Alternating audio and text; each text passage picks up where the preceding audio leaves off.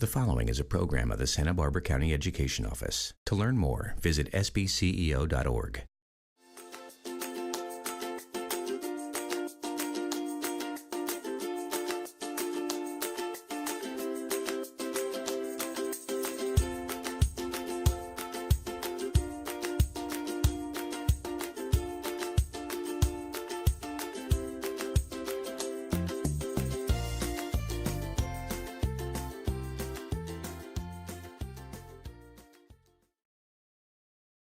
Hello, I'm Susan Salcido, Santa Barbara County Superintendent of Schools, and I am so delighted to welcome and introduce our guest today, Marybeth Carty, who's the Executive Director for the Natalie Orfila Foundation. Marybeth, thank you so much for joining us today. Thank you for inviting me, Susan. I'm so excited to have you right here across the table and to have you talk about some of the initiatives for the Natalie Orfila Foundation. But more than that too, I mean, beyond that, you serve in so many different capacities for so many different organizations. Can't wait to talk about those too. And behind the curtain in terms of who Marybeth Carty is, that's where we'd really like to begin and talk about you, where you were born and brought up, your childhood. So let's start there. Where were you born and brought up? Those many, many years ago? I actually, I'm an immigrant from the East Coast. No, I was born and raised in New Jersey. New Jersey. And I came here with the idea that I was going to school. My first choice was Berkeley because I loved the idea of political science, and I took a little visit to the West Coast and went through, looked at Berkeley, looked at UC Santa Cruz, and thought, oh, that would be the one. And didn't even look at UCSB, but when I came back a year later, that is indeed where I ended up, in a developmental psych program. I had previously been through an early childhood education program at my junior college on the East Coast, and I was teaching and had already taught in 2 different preschools and really loved the field. I just loved what early childhood education meant to students, how they were able to just really be their best selves and move through a variety of experiences, both sensory and cognitive. And I thought, oh, that would be it. That's what I want to do. And I want to have my own preschool. Then I got to Carpinteria, and I never left. I stayed in Carpinteria, went to UCSB, eventually did teach preschool, but it's really funny how life throws curves. Met my husband, we got married.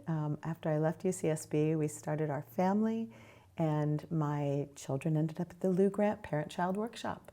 So I fell right into service there and became the president of the board, which, as you know, is a very active board. And at the time, we were being threatened with closure because there was a very low census and some building problems. And my father-in-law, Bill Carty, helped us navigate the Santa Barbara City College system, and we were able to acquire the property. And then my husband, who is a contractor, and his brother together helped renovate the Parent-Child Workshop. And to this day, it's a really beautiful institution for children and parents learning together. And there's a waiting list, lo and behold. Lo and behold. Yeah. What a trajectory there. And so many dots connected. You know, just in that story alone around your ECE, early childhood education focus, and then your service to a school, and then serving on a board, and the whole family coming together to work on this with you. I feel like that is a theme for Marybeth Carty and almost everything that you do, truly. I think it might be a theme. It might be a theme. Yeah. I want to roll back to New Jersey for just a moment, and then we'll move forward to Carpinteria. But you went to elementary, junior high, high school there, and community college as well? I did. Can you shout out some of the names of your schools? Toms River High School North, home of the Mariners. I love it. There were about 3,000 students in that school. On the East Coast, there's a huge infrastructure in public education because you spend a lot of times indoors. So there was a giant auditorium, a multimedia center. There was just a really huge school with also an outdoor area, but weather prohibiting, people would run outdoors when they could. But it was a really good high school and a good series of elementary and intermediate schools, but I was just really anxious to leave Were you? the area. Yeah. I thought the West Coast was where it's at. So you thought you'd go to Berkeley, maybe Santa Cruz, and then UCSB is where you actually went to school. But did you reside the whole time you were out a student at UCSB in Carpinteria? I did. Wow. I had a couple of friends, and we drove together, and that worked out really well. I think that keeping things kind of small and local in Carpinteria, living in my little beach town, and I just dug my heels into that place and grew, even when the town didn't grow so much, because we really kept it small and manageable and quaint, and all the things you want in a small coastal community.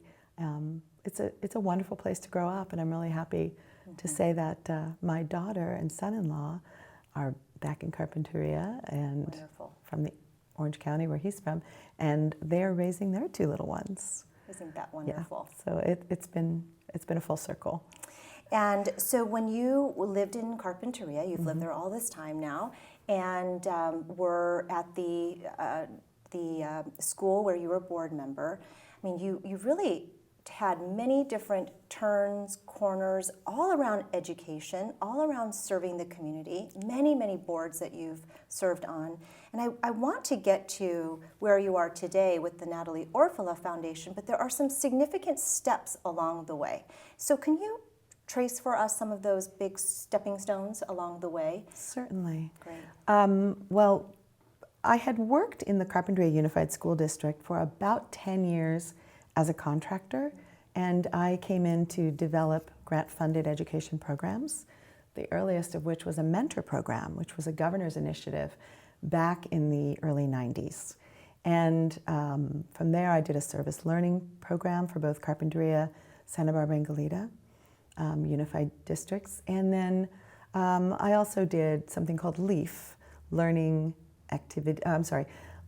Education, and Activity, linking education, activity, and food. That's it. Linking education, activity, and food. And it was really the forebear of a lot of the programs that we have now, where there's outdoor classrooms, community gardens, and then having students work in the garden, and then the products that they would reap and sow, they would eat in the salad bar at the school cafeterias, and got rid of a lot of the soft drinks and things that were deterrents to kids' This health. is all, the LEAF program actually precedes what you hear today as the big farm-to-table movement, which is really important, but it sounds like that was a early initiative and early start to that. Yeah, that's really exciting. And it was exciting. We had a wonderful team. Everybody was on board. We had the full cooperation of the school board, who changed policies, and I'm really proud of that program, and the gardens prevail. They do.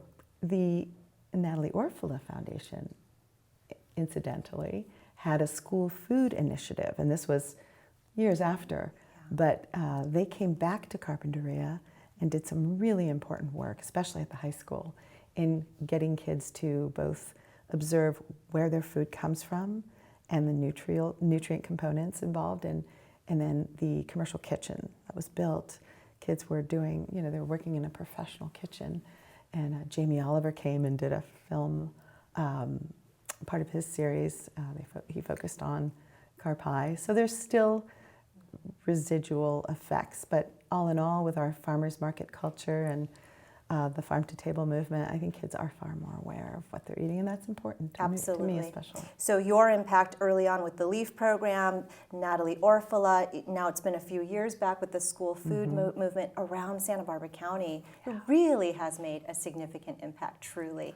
So I'd like to stop first at Veneco before going to Natalie Orfila. And the purpose of stopping at Veneco is to talk about the support that Veneco and your leadership there had in education. I have to mention the Crystal Apple Awards that Veneco sponsored and that you really promoted. Say a bit about that, because it's such an incredible, unique award in Santa Barbara County. Well, it really was that. Tim Marcus, who was the founder of Veneco and a real entrepreneur, had his roots in public education. Both parents were teachers. And he and Bill Cerrone and I believe Frank Skipper had a conversation, and they talked about ways to honor and elevate the teaching position, but also to allow teachers to really nominate their colleagues and have it be a collegial acknowledgement of just talent and dedication. So they came up with the Crystal Apple Award, and it was, in effect, Veneco presented it for 15 years, I believe, Yes. Until the dissolution of the company. Right. The very last Crystal Apple Award was given just on the heels of the company finally evaporating. And I think that I'm really proud of that, because we had so many fabulous educators marching across that stage and being acknowledged both North and South County. And it wasn't just teachers, it was administrators, it was support staff, it was classified. Right. And many of the awardees I knew personally, so that was especially exciting for me. Yeah. You give a lot of credit to others, but you really had a lot to do with the giving in terms of the philanthropy at Veneco, the focus on education. And every year when we had the education celebration, and we still give a Crystal Apple, it's now in a different organization's name in terms of their sponsorship, but I think about you and really that focus on education that you've had from the very beginning. ECE to Crystal Apple, and even the Heart of Education Award that you're a big part of in Santa Barbara County, that we provide in the name of our former county superintendent, Bill Cerrone. Yeah. So let's talk about now, how did you go from Veneco work to the Natalie Orfila Foundation? Well, it's interesting. Everything, opportunities just present themselves, as I had said earlier. The fact that I worked at Veneco for 15 years was really very serendipitous. Some of those programs I mentioned earlier were involving the community in different ways, and I had been working with business and industry for partnerships for the schools, and that's how I got to know some of the people at Veneco. They in turn offered me a position, and they created it. And so I was recruited for a job that I would have never applied for. Right. And actually didn't exist until I took it on. So it was community relations, and it involved really an interface with schools and nonprofits, of which we are blessed to have many, many, many. So in that role at Veneco, I was able to work really successfully and quite productively with hundreds of nonprofits in Santa Barbara County, as well as Ventura County and other areas in which the company operated. So from there, when we were ready to close up shop, I was approached by someone who had this wonderful foundation, but they didn't tell me who it was, just that it was local. And in my mind, at that point in my life, I thought, the next thing I do is going to be meaningful, it's going to be local, I'm going to have an opportunity to really give back, and it's going to have flexibility.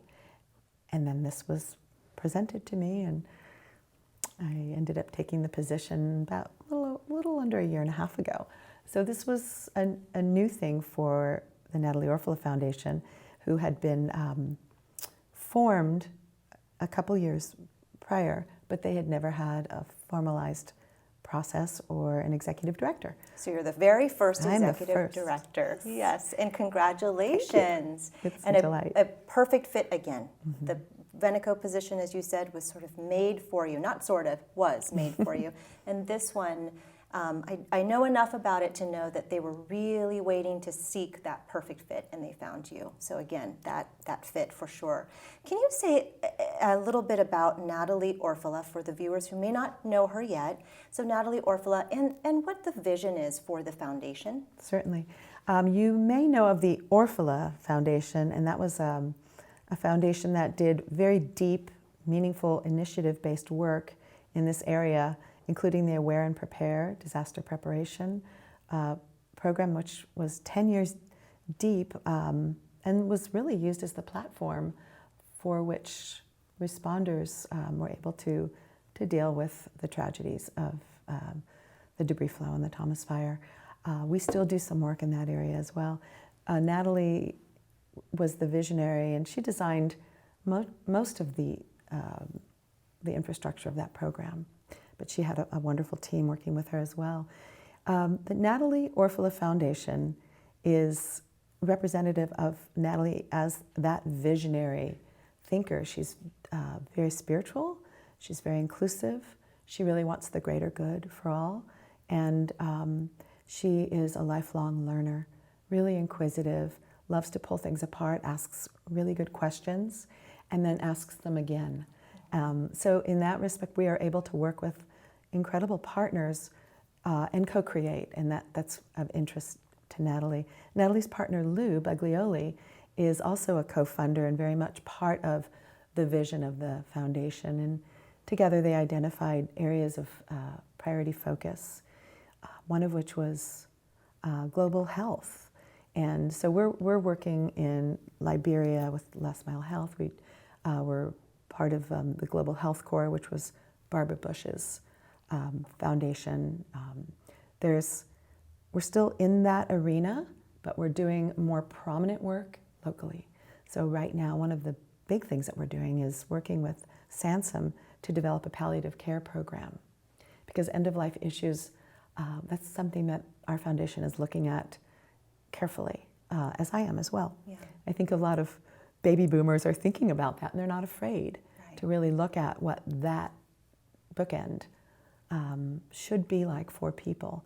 And so the palliative care program at SANSOM, they just hired the palliative care physician who's coming from Torrance. She'll start October 1st, and then they'll build a team, and we're working with them to help include different modalities that go beyond just the medical and physical, but more into the psychosocial and spiritual realms, so that the whole patient is really addressed in that kind of very, very gradual off-ramp before you get to hospice care, where life-limiting ailments have been identified, and it's a really cost-efficient and holistic way to treat patients, and we're excited to be doing that work.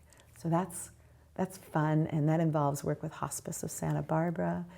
We're doing shared crossings with William Peters and a host of other partners that are really, digging into this work and coming up with some really innovative ways to address the ultimate decisions people have to make and what's best for individuals and their families. We are also very, very excited about the work that the Nature Conservancy is bringing to the newly named Jack and Laura Dangerman Preserve, which was alternately known as the Coho-Halama Ranch or the Bixby Ranch. It was an old family that had a cattle ranching operation.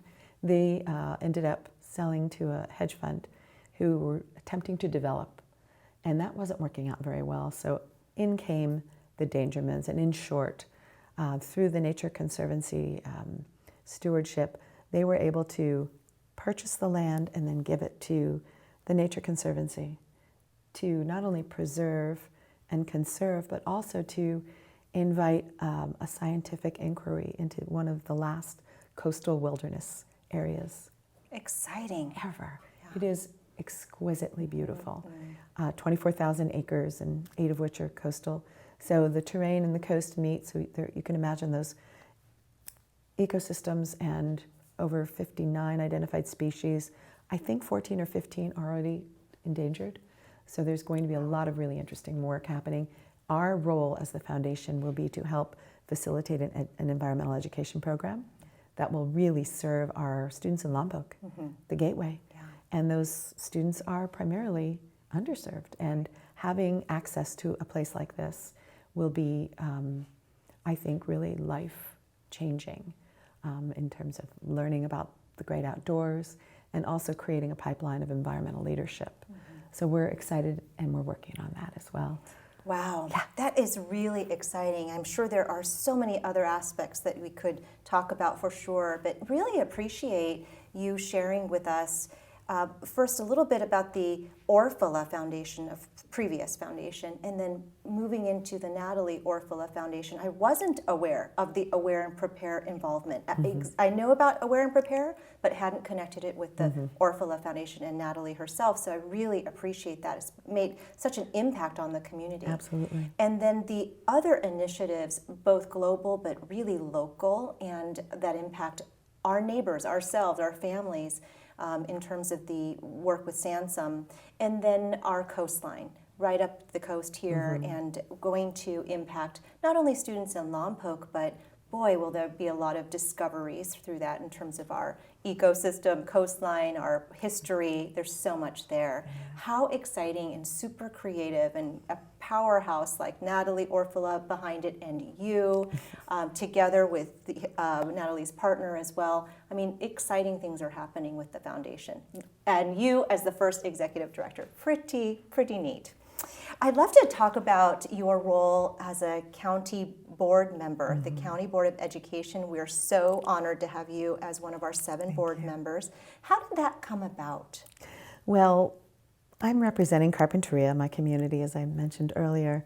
I have been, my volunteer work and my heart, and a lot of the work that I've done throughout my career has really been mired in educational opportunity for students. I think it's, as Bill Cerrone would always say, it's the greatest democratic institution we have. And I would also agree with Nelson Mandela, who says education is the most powerful weapon we can use to change the world. So I was working in my children's schools. I became a member of the Carpinteria Education Foundation, was on that board for many years. I helped with the Thrive Initiative and was on their leadership committee, and I'm on the board of the Children's Project, Carpinteria Children's Project, formerly the site of Maine Elementary School, Yes. which had to close due to declining enrollment and rose like a phoenix, and is this incredible hub for family services and truly early is. childhood education. So all of those things put me in several different seats where I was really able to kind of help forward the mission of educating our kids. And then when the board position arose, I was very happy to represent my community, and I feel really honored to do so. What a great group. It is a great group. We're fortunate to have you. Yeah, thank you for serving. We're quite fortunate to have you, Oh, Susan. That thank makes you. it that much better. Thank you. Icing on the cake. That's very nice of you to say. And just a few moments ago, you talked about hospice. And I know the hospice, the organization, is an organization that you definitely believe in. You've needed their support, and you're actually working with them now with the foundation. But they honored you so appropriately, I think a year ago now, or maybe less than a year ago now, as a hero of hospice. So first, congratulations for the recognition. Thank you. And secondly, can you say a bit about your role with hospice and even the work that they do? Sure. So hospice, the work that I was doing with hospice was actually independent of my work with the foundation, and then they converged in a really beautiful way. I had worked with Charles Caldwell, their Director of Strategic Advancement, and we love to talk and get things kind of moving and imagining. We have delusions of grandeur all the time over coffee. But we really sat down and talked about my community and how remote it is in some respects and how underserved it is in others. And we had had several occasions where hospice had come into the classrooms, into the schools, and helped address some very tragic deaths, primarily of children, of some teen suicides. So they would come and show up and serve the community, but they weren't there on a regular basis. And we thought, what about creating an outpost in Carpinteria, having dedicated staff, having a place for people to go, and really working diligently on building a different kind of inroad, especially to our Latino community. So we in fact did that. We call it Compassionate Care of Carpinteria. It took a little over a year of brainstorming with tremendous, great ideas from a swath of community members. We have a steering committee, and we're really proud to say that it is up and moving, and it's serving people in ways that were unimagined before. Patient care services was a program hospice had offered. A lot of people don't even know about it. And moreover, it's free of charge. It's bilingual, bicultural, and it's customized. So if someone has a family member who is really in a life-threatening, life-limiting, in the midst of that illness, they will help navigate that with the family based on what those family or that individual patient's needs are. So it looks different for everyone. It may be as simple as arranging for a dog walking or grocery shopping or someone to read to a patient, but it can be far, far more complicated and important in that it could provide translation services and help a patient and their family understand the intricacies of the healthcare system. So this is available and it's now being utilized, and it's a wonderful thing. In addition to the usual, what we think of as hospice programs, which are grieving and bereavement, counseling and support, all that is now happening in Carpinteria. We're really proud of that. Wow, and truly you deserve that Hero of Hospice Award. With that, you really had, you said, an idea of grandeur. You have others, but this one really came to fruition and is serving the community members of Carpinteria. That's incredible. Yeah. Marybeth, I want to turn now to you as a professional, a mother, grandmother, wife. You balance so many different things. Balance is a word that I don't want to use, I just don't want to overuse, because I think balance is tough to have every day, but we have it sometimes in a week. We might have it in 2 weeks and all. But you seem to handle, I'll put it that way, the professional life, being a mother, being a grandmother, wife, and daughter, and just really present for so many people. How do you do it? What is your secret, or some of the secrets? You know, I think like you, Susan, like so many women I know, we got this memo that we needed to multitask all the time and keep our lives in checks and balances. And a lot of that precluded this notion of just being present and mindful.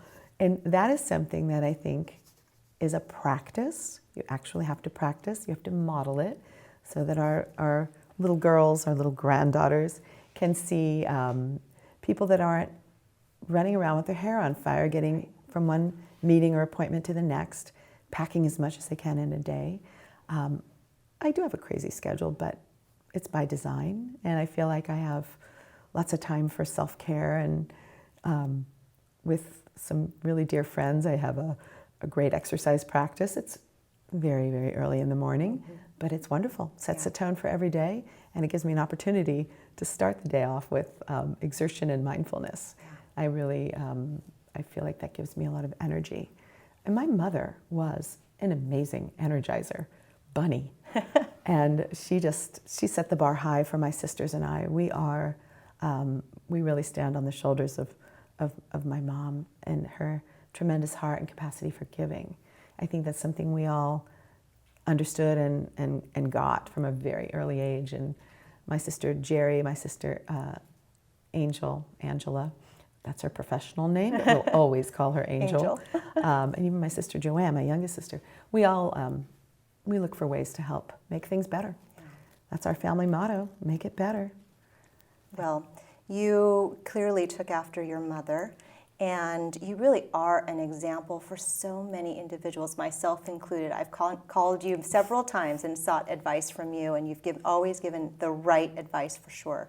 But what I'm hearing you say is it takes discipline and practice and really being mindful of being present in all of those areas. You do each of those areas so well. Thank and you. We are so fortunate to have your leadership in our community and Carpinteria in its community. Your impact is truly enormous.